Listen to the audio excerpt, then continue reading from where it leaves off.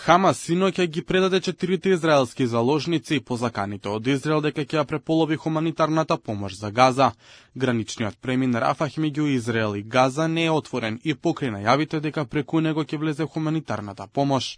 Израелската војска по прегледот од Националниот институт за судска медицина соопшти дека едно од 4 тела што Хамас ги предале не се совпаѓа со ниту еден заложник. Американскиот претседател Доналд Трамп изјави дека сака да ги врати починатите заложници од Газа и го предупреди Хамас да се разоружат.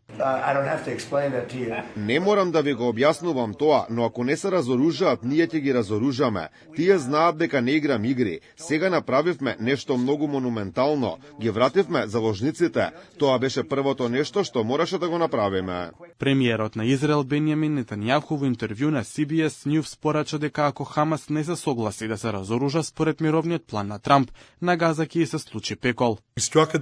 Во предвидлива иднина не само за Израел, туку и за слободниот и цивилизиран свет, неопходно да се задржи способноста за одбрана, бидејќи слободата не е трајна, ниту автоматска. По повеќе од 2 години војна во Газа, во Египет на мировен самит беше потпишан договорот за мир на Блискиот Исток. На церемонијата присуствуваа на 20 светски лидери, но не израелскиот премиер.